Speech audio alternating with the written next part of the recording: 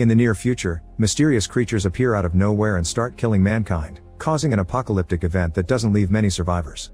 There are many theories about what happened, like a bug carrying an infection, a purple haze, and a punishment for humanity, but they're all rumors and nobody has the real story. In town, Paul is looking for supplies when suddenly the sirens start wailing. He immediately runs out and makes his way through the streets, hiding when necessary and moving away from any screams and bombs. As the city gets covered in black smoke, Paul makes it to an abandoned house in the outskirts where he reunites with his babies, who he must take care of alone. 15 years later, Paul's boys have grown into healthy teenagers. They live in the same house and go out during the day to search for supplies, but they stay hidden at night. As soon as the sun starts to set, Joseph covers the windows and tells their dog Rocco to get in the house. Paul waits outside until he sees Thomas come back and scolds him for being late. Thomas explains that he likes helping their neighbors, the Rose family, who have a farm. Then the three of them make sure to lock every door and window before having dinner.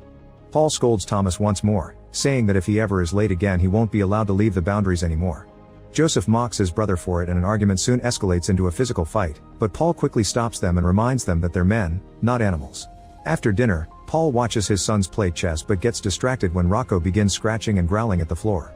Seeing it as an omen, Paul and Thomas go downstairs and are startled by the sudden banging on the door. It seems the creatures are trying to get in, so they immediately hold the door to stop them from forcing it open. There's lots of shaking and pounding for several seconds until the creatures give up and leave. Then Thomas calls Joseph out for not helping, but Joseph reveals he's been listening to learn more. There were 3 attempts, the first one was 10 seconds, the second was 20, and the last one just 1.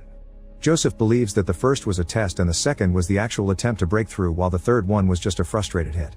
The next day, they check the door and see all the claw marks on the wood.